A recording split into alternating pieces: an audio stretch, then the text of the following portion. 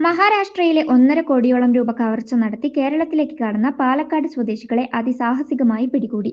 മഹാരാഷ്ട്ര പോലീസിന് കൈമാറി വയനാട് പോലീസ്. കുമ്മാട്ടൻമേട്, ചിറക്കടവ്, ചിത്തിരവീട്ടിൽ നന്ദകുമാർ, കാണിക്കുളം, കഞ്ഞിക്കുളം അജിത് കുമാർ, പോൽപ്പുള്ളി പലാനംകുറിശി സുരേഷ്, കാരക്കാട്ട് പറമ്പ് ഉഷാനിവാസ് വിഷ്ണു, മലമ്പുഴ കാഞ്ഞിരക്കടവ് ജിനു, വാവല്യപുരം തോണിപ്പാടം കലാധരൻ എന്നിവരെയാണ് ഹൈവേ പോലീസും കൽപ്പറ്റ പോലീസും സ്ക്വാഡും ചേർന്ന് പിടികൂടിയത്. KL 10A G7200 സ്കോർപിയോയിൽ രക്ഷപ്പെടാൻ ശ്രമിക്കുകയായിരുന്ന ഇവരെ രാത്രിയിൽ കൈനാട്ടിയിൽ വെച്ച് പിടികൂടുകയായിരുന്നു. പിടിയിലായവരെല്ലാം കവർച്ച, വധശ്രമം, ലഹരിക്കടത്ത് എന്നിങ്ങനെ നിരവധി ക്രിമിനൽ കേസുകളിൽ പെട്ടവരാണ്. പിടികൂടിയ ഇവരെ വൈദ്യപരിശോധനയ്ക്ക് ശേഷം മഹാരാഷ്ട്ര പോലീസിന് കൈമാറി. മഹാരാഷ്ട്രയിലെ സത്താര ജില്ലയിലെ ഭുഞ്ച് സ്റ്റേഷനിൽ രജിസ്റ്റർ ചെയ്ത കേസിലെ പ്രതികളാണിവർ.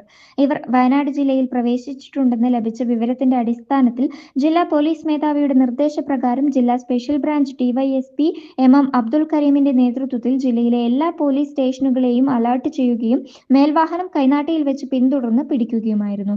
സബ് ഇൻസ്പെക്ടർമാരായ Vimal Chandran, NV Harish Kumar, OS Benny, ASI Mujeeb Rahman, driver SCPO PM Siddique, CPO Ebin എന്നിവരടങ്ങുന്ന പോലീസ് സംഘമാണ് ഇവരെ പിടികൂടിയത്.